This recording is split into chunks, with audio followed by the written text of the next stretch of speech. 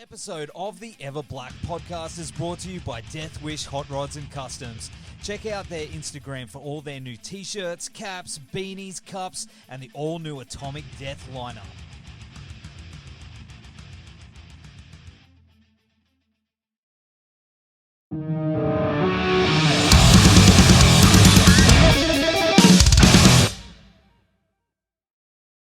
How you going, man? Yeah, not too bad. I'm sitting here in a moon boot at the moment. So Yeah, what did you do? We had a gig nearly a couple of weeks ago now, and finished the show, and we were going back on to do an encore. So I thought I'd slip a ciggy in before we jump back on stage, and heard the missus talking on the mic, and I went to do the big bolt to take off, and it just snapped. Oh, the old Achilles tendon. brutal, So, man. Yeah, very rock and roll, eh? Yeah, well, I mean, I'm having trouble with my knee. I'd take today off because, a couple of weeks ago, man, I had on and off the running around on stage, come off, and I could hardly walk. Once you hit 40, that's it. It's all over, isn't it? 100%, dude. That's what happened to me. Like running around doing the death metal thing, and then hobbling home. What's going on? What's rock and roll and legs at the moment? Oh, I don't know, mate. It's all that elite athlete stuff that we got up to when we were younger, I suppose. Yeah, playing Swedish volleyball team. Skipping leg day. Skip 2 minutes leg day. But James, my name's Nev anyway, dude. Thanks for joining the show, man. No worries, mate. Pleasure. Yeah, all good. I saw your interview with Ripper there a couple of weeks back. Oh, cool. Yeah, he's a good dude. I like him. Yeah, he's a funny bloke. He is. Hey, he is. Yeah, it's a good time. I can't wait, man. I cannot wait for that tour. Hey. Oh, that's gonna be a cracker. Yeah, looking forward to that. With Simon on the drums, and he's Simon's probably the loudest drummer I've ever played with in my life. He doesn't even need a PA, Oh, really? No, that's crazy stuff. Because I mean, of course, we're talking about Bond but Not Forgotten, and man, you got heaps of stuff coming up, including that show. You guys are going to be up here for that as well, hey? For the Metal God show in Brisbane. Yeah, well, that's that way, that way somewhere.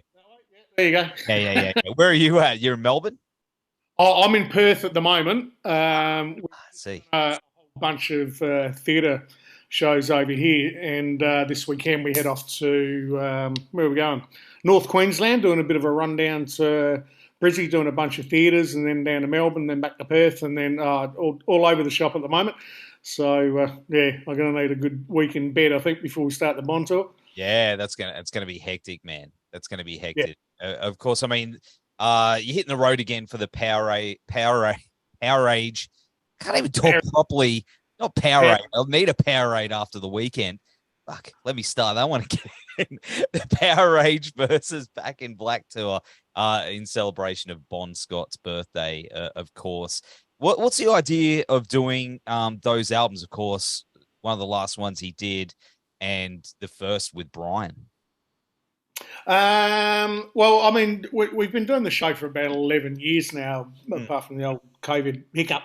And each year we've always mixed up the set list a little bit depending on who's singing, because we tend to have a different lineup each year, which was always the idea from when we started, was to bring in amazing singers and other guitarists and stuff in to shake it up rather than doing the same show every year. So we've always done like the best of AC/DC, which in all honesty we could play for 3 or 4 hours easily if we were just to do that. But this time we thought Powerage for me is my favourite AC/DC album of all time, and it's one of those fan favourites, It's whenever you ask anybody, what's your favourite Akadaka album, and a lot of people will rattle off the usual, Let There Be Rock and Dirty Deeds and Back in Black and that sort of stuff. It's so many people will say Powerage, and there's literally not a dud track on that album. It is just so powerful.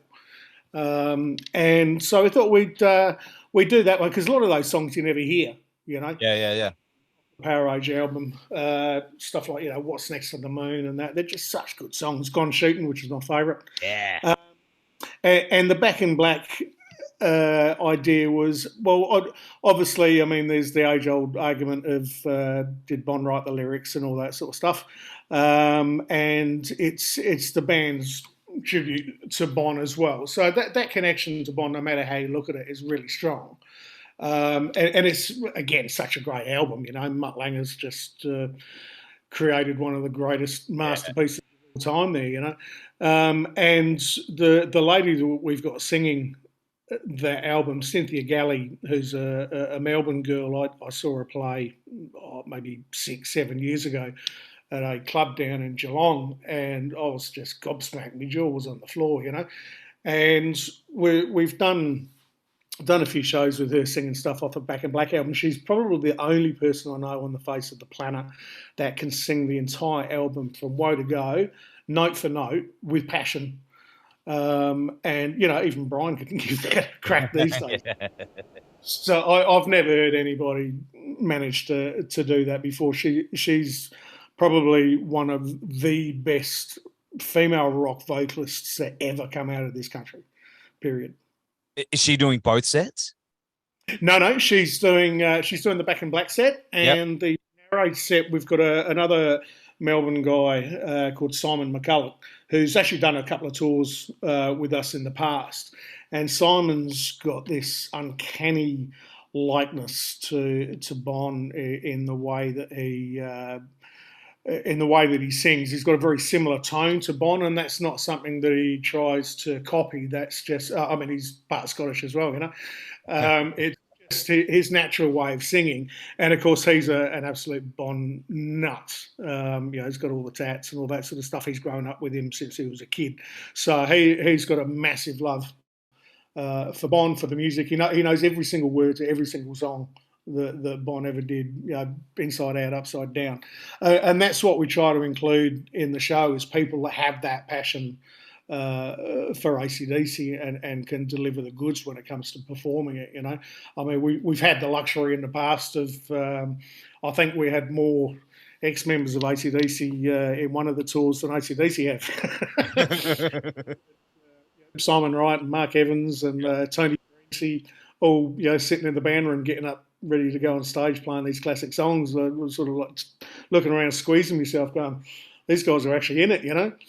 Man, must be such an absolute spin. Did you think, you know, back then when you first started the project, did you think you'd be sitting in a room and jamming on stage with some of these dudes who, you know, you were cranking on record and stuff like that? You know what I mean? No, not at all. I mean, I'd done some stuff with Simon previously. I got in touch with him, God knows how, I can't remember now. And he actually ended up inviting me over to the States to record on a tribute to AC/DC that he was playing on with, crikey, it was everybody. I ended up doing a track with Lemmy and Dave Menichetti from Y&T, the bass player from The Firm, I forget his name now, is an incredible guy. And The Firm, of course, had Chris Slade in it, and Paul Rogers and Jimmy Page, and his name escapes me now. But all these like amazing players. So I went over, stayed with Simon, we did some stuff, and we ended up chatting about, you know, potentially putting on a show for Bon around his birthday time in Australia. And he said, look, I'd love to. And so the idea came up to reach out to Mark Evans and see if he'd be keen, and he was. And we ended up with, I think, Dave Gleeson from the Screaming Jets and Skeeny from, and Mick Atkins when we first started. Like I say, that was 11 years ago, and that was in Freo, Bon's hometown, of course.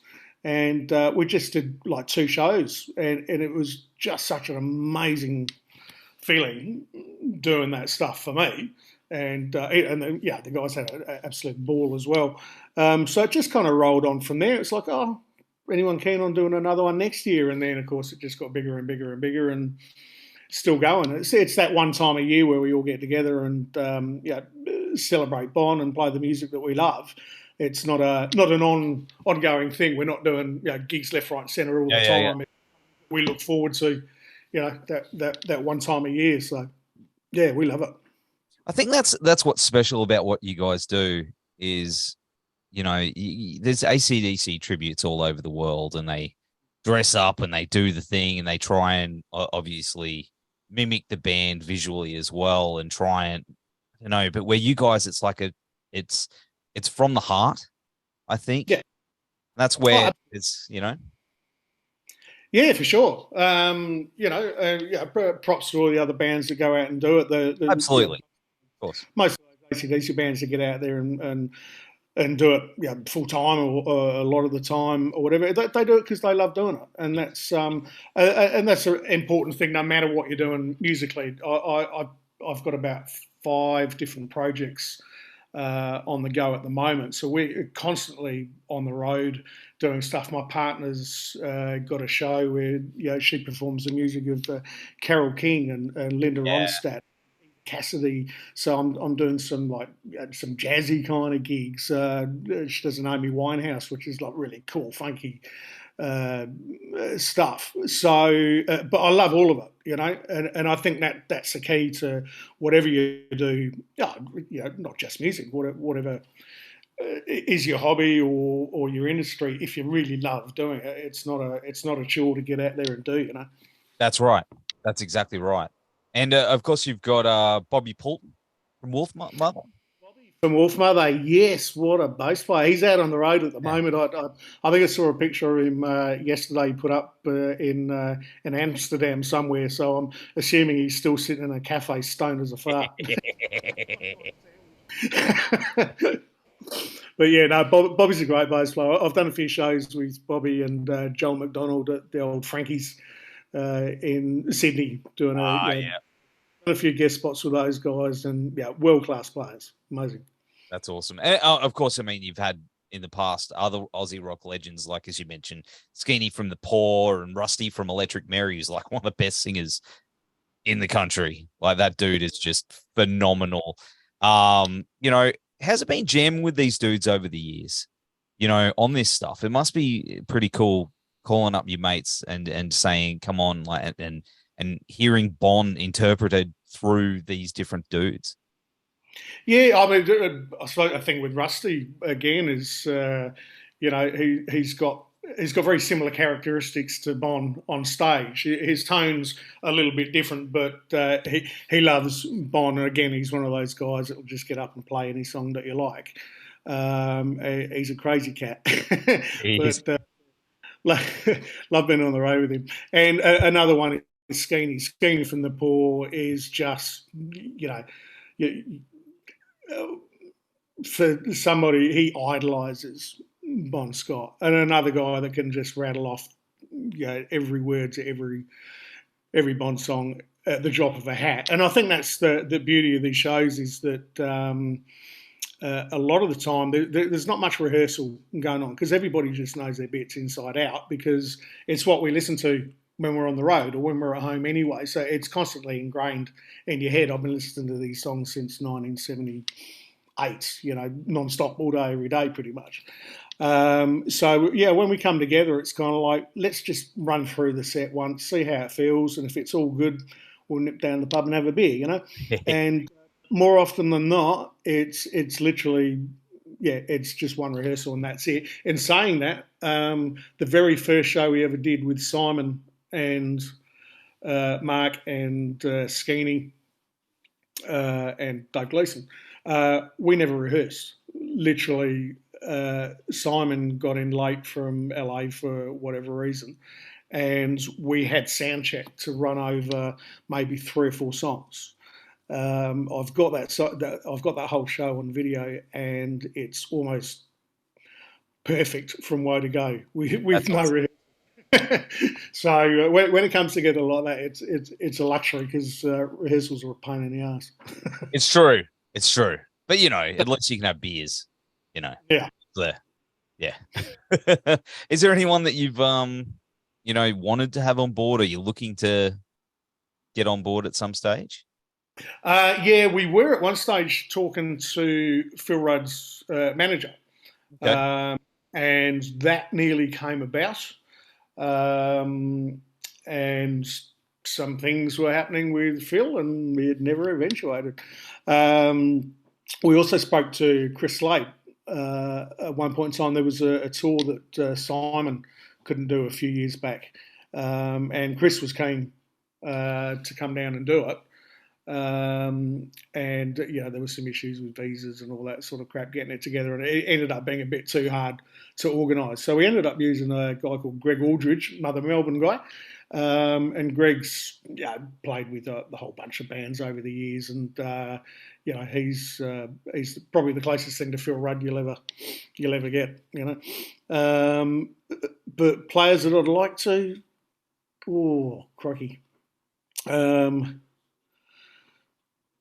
Bon would be good. Yeah. There's a DeLorean somewhere on the Gold Coast here, mate. So Cliff Williams would be nice if he could come down and have a play with us. Yeah. I have asked Cliff, but he's quite happily retired at the moment. Man, that'd be cool. That'd be really cool. But you know what? I mean, has there been a show that's been the most significant for you guys? What's been the one that's really, been special one? To be honest, I love all of them, but the first one that we ever did, for the reason that we had, Simon and Mark in the band, and the way it just gelled on stage, like I say, with no rehearsal, it was one of those magic moments. We were on a high for, weeks after that. So that to me is the standout for that reason. But we've never had a bad night, so. Hard to pick, start picking one of your babies, Yeah, that's it. That's it. But I mean, where did your love of AC/DC and Bond come from? Obviously, everyone's got a story. That first record, what's that one that sort of grabbed you by the nose and pulled you in and didn't let Well, go? I was living in England in the 70s. I was born there. I didn't come to Australia till like 80, 81. And the soccer club that I was in, I was a pretty bad goalkeeper. It's got nothing to do with anything. I just sort of throw that in there. One of the players, his old man was a record company rep, and he had this big old transit van, and had all the LPs in the back of the transit van that he'd take around to the shops and the radio stations and all that sort of stuff. And of course, in England, it doesn't get hot enough for the vinyl to melt in the van, so that. And he said, what do you listen to at the moment? I said, anything. He said, here you go, I'll give you this album. It's a new Australian band, AC/DC, and he gave me If You Want Blood, the live album. And I put that on and just never looked back, from that day of first hearing it. They've been my favourite band ever since then, and they weren't huge in England at the time in '78. They were sort of starting to make rumbles. I think the what do you call them, the school discos and all that sort of stuff used to occasionally whack a whole lot of Rosie, the live version, and that was about it. Apart from that, never really heard much of them. And from that point onwards, whenever there was an album out, bang, straight into it, So for me that was it. The If You Want Blood live album, and to me it's still the best live album by any band ever, in terms of perfect playing and just energy, the raw energy that you get from that. I mean, there's other great live albums. You got Who live at Leeds, and Pink Floyd. Was it Pompeii? Yep. Those sort of albums are. Yeah, absolutely brilliant. But to me, this is the one that just grabbed me. Yeah. Have you still got it? Have you still got that vinyl? I got all of them. The original one that you had as a kid? I'm not sure about that, but I do have a press copy pressing of Back in Black, and the label is the same on both sides. So it was a misprinted version of Back in Black, and I've still got that. It's in perfect condition, but I'll hang on to that one. Thanks. Yeah. You get you get everyone like, I'll give you this much. You're like, nah, you'd be fighting it back now. To me grandkids. Yeah, that's it. Has any of the AC/DC dudes seen you play? Like, the current lineup? Not this particular show, no, because we've never been in town at the same time. But yeah, they have. I was lucky enough through when I was playing with the Angels, their tour manager Mike Amato, who's awesome guy.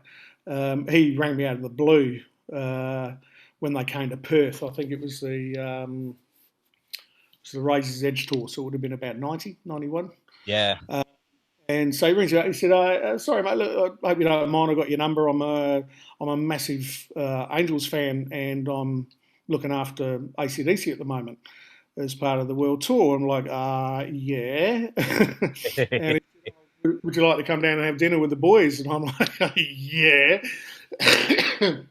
I was only 21 or 22 or something at the time, and so for me that was just absolutely amazing. And Malcolm and Cliff came down to a show that we did. It might have been St George Leagues out in Sydney or something.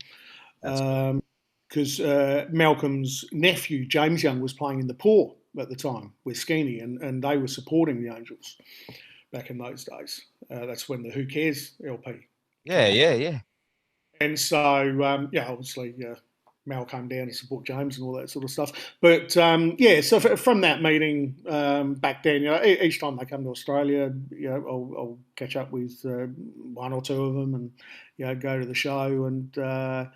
had a few good nights out with Cliff. He's an absolute sweetheart. And he's my, I think him and Chris Bailey were responsible for my bass playing style. That's what I grew up on, doing that. That's what I stole all their chops. You get to hang out with them. That's something quite special. You know what? I'm embarrassed to say, but I've never seen Akadak live. What? Man, every time it's something. It's like the never-ending thing with me. It's like I won't have the cash, or like I won't be in the same area. It's been like this ongoing thing, and I know my chances are like getting further and further away. So this is going to be like the closest thing that I'm getting to seeing Akadaka live. Hopefully I'll get that chance. But we'll give it the same energy best we can. Oh man. I actually nearly went to the Gaumont in Southampton, which was would have been Bond's last ever show. Wow. And because I lived about 15 miles from Southampton, in England when I was there, and the show got postponed for some reason. I'm not sure why. I think it had something to do with Angus got an injury or something like that. And so the date was changed and couldn't end up going on that date. So I very nearly saw the last show had it not been postponed. Man. That would have been incredible. That would have been insane. But bummer. But hopefully I'll get to see the AC/DC if they tour here again at some stage. But as I said, I'm really looking forward to at least experiencing it through you guys, because I know you're going to get up there and kill it. No, I'm Gold Coast, man. I'm in Brizzo. I was going to say the Melbourne show. That's the Corner Hotel, which is one of the most iconic rock venues in the country. So I'll say, you're going to have to wait till October to see us. Yeah, I know. That's what I'm talking about. Hey, but another thing I'm excited about is, of course, the Pundcake Van Halen show is going to be on as man. I don't know if you can see him up there. I'll bring him down. Okay, Eddie up there. My lucky chance. Oh, mate, Eddie, like another band I never saw live. Like devastated, dude. Like that last, there was like that one show they played here, and I had mates all down there send me videos. Didn't get to see them, so I'm super excited for that as well. Yeah, that's the guy that we've got playing guitar, whose name happens to be Eddie. He's a French guy living in Sydney for a while now, and he is just, oh, God. I mean, playing Eddie Van Halen is almost impossible for 99.9% of the guitarists in the country, but Eddie just note for note, that was his hero growing up, you know. So he's kind of like me with the AC/DC stuff when it comes to Van Halen. So he's playing guitar on that. I kid you not, I've just never seen anything like it. We did a show in Perth. There was a memorial show just after Eddie passed, and we did a fundraiser at the Charles Hotel, jam packed. And just, again, you could see people's jaws on the floor just watching this guy perform it live, note for note. And it's a pleasure to be a part of when you get that talented a guy standing next to you on stage just ripping it up. You're singing for it, right? I am. I got lumbered into that. God knows how that happened. I put my hand up stupidly. I never realised that Sammy Hagar was singing that high. So I got some really tight pants I'm going to put on for that one. No, I've been singing a lot over the last 15 years, doing different stuff. And I love me Van Halen as well, getting out and playing jump without jumping. Well, I can't be doing that in a freaking moon boot anyway. Let's hope. So, but they got some killer songs. There's a bit of Sammy in there, a bit of Dave in there, all the classic tracks, and it's kind of almost a sing along party tune. Sort of takes you back to the 80s, and all great songs. So we thought it would be a nice compliment. Most people that are AC/DC fans are Van Halen fans. Not too many don't cross over into the two of them. So we thought it would be a nice little mix. Absolutely. Food groups, rock and roll food groups, man. I mean, the food groups, meat and potatoes. That's it. I tell you what, though, like Roth Van Halen, before any show, I play death metal stuff. Before any show, it's part of my ritual. I'll put that on, and that's part of my let's go. Yeah, without fail, and I'm ready to roll. I just can't do the splits and any spin kicks anymore. Oh, mate, you got to ease yourself into it. Yeah. Well, I'm kind of. Yeah. That's it, and then I just don't get back up. I just stay there. Yeah, that's where you need to help you out. man, it's the best. But of course, another thing I wanted to ask you about. We've got all these legends like Eddie and Bon and all these guys. It seems like during that era, we had so many great rock and roll legends, and all up until the last, let's say, 10 years, they're all starting to go, man. And it's really sad. Like even like the 90s dudes like Cornell and Waylon, and one of my biggest heroes, Bowie, man. Like it makes me think that who's going to follow those footsteps into the future? Do you think about that at all? Like who we got that's going to carry the torch?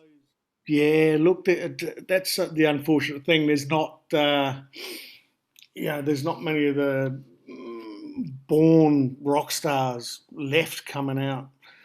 I think it's just a sign of the times. The kids today have got their friggin' Amy Sharks and all that sort of stuff, and it's like,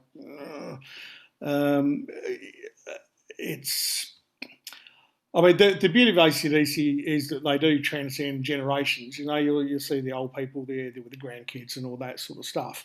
But I don't think, unfortunately, that the following for that hard rock stuff is being handed down to the youngsters these days. I mean, it is, but nowhere near like it was in the old days. So I don't think we're going to have these rock stars or, whatever you want to call them, of the same ilk as your Bowies and your Jaggers and all those guys. They were born to be on stage, There's something special about those guys, your Freddie Mercurys and that. They spoke to the world, and there's, I can't think of anybody out there at the moment. I mean, there's some good rock and roll bands out there, don't get me wrong. I mean, Electric, they're, I think Electric Mary are flying the flag for Australian rock at the moment, and deserve to be on the world stage, absolutely. But I could never see Rusty as a rock star like Bowie. Sorry. Drinking his cup of tea. it's is there. I mean, as you said, there's some amazing bands. There's incredible bands, but there's that something almost inhuman level of talent and individuality that these dudes had. That you know, these rappers and stuff out there that are you know, they just it's not quite there. But you know, who knows? The next legend may be born tomorrow. So, yeah, man, we need a yeah, absolutely. But I mean, outside of these projects, what else have you got coming up, man? What are you working on behind the scenes? Tons of stuff at the moment, but it's like I say, it's mainly my partner. She goes under the stage name of Bloom, and she's got a lot of stuff happening. Got some European stuff in the works. She's just put a single out that's freaking amazing. It's not rock and roll, but it's an amazing song. And yeah, lots of theatre tours and that sort of thing with her at the moment. So for me, I'm happy doing a couple of tours a year, like the Bond tour. We've got the Metal God scene coming up, and that takes up, not only a couple of months worth of time on the road, but also the back end stuff that goes into putting these shows together. So that's a few months of my life doing that. So the rest of the time, she's I think she's on the edge of something really big. She's got an amazing talent. So I think we'll spend a lot of the time sort of helping her out, doing her thing, and I've had me fun in the sun. I'm not going to retire yet. I don't want to be the centerpiece on stage for the rest of my life. I've done that in a few bands and thoroughly enjoyed it. But I'm happy to take a back seat a lot of the time these days, and getting old, mate. Oh, come on, mate. I'll still be kicking around doing it for a while. Don't you worry about that. The rock and roll doesn't leave you. That's it. I don't understand dudes that go, oh, I used to listen to rock. Man, it's got to be in that blood. Hey, you got to love it with all your heart. It's just close. It doesn't let go, mate. You can't like a band and then decide not to like them anymore. It's like a football team, you don't start, barracking for another bloody team. Nah. It's like you pick a team when you're young, and that's your team for life. And it's like AC/DC. You don't like them one day and then hate them the next. It's like you're in it for the long haul. That's right. You got to stick with your bands, people. Don't throw away those records. Keep cranking that Slayer and Akadaka until you're 85. That's the way to 100%. Do it. Yeah, man. Well, man, it's been awesome hanging out with you on the show tonight. We'll have all the ticket links and stuff down here for all the shows you got coming up. But we will definitely see you in Brisbane at the Mansfield Tavern. That's the one I'll be at. It's going to be huge. James, legend. Thank you, my man. Oh, British Steel. Nice. Yeah. It's my daily mug. There you go. Good to chat with you, mate. And we'll save you a spot at the bar. Oh, mate, I'll be there. I'm blocking it. I blocked it out on the calendar. And I'm taking the 2 days where I'm just gonna rage. It's gonna Tell your mum you're going out whether she likes it or not. Yeah. My wife, yeah. The boss, the leader of the opposition, as I like. That's right, the boss. Yeah. The brains of the operation. I'm there just the man that does the metal thing. Yeah. Good to chat to you, mate. You too, man. Take care. See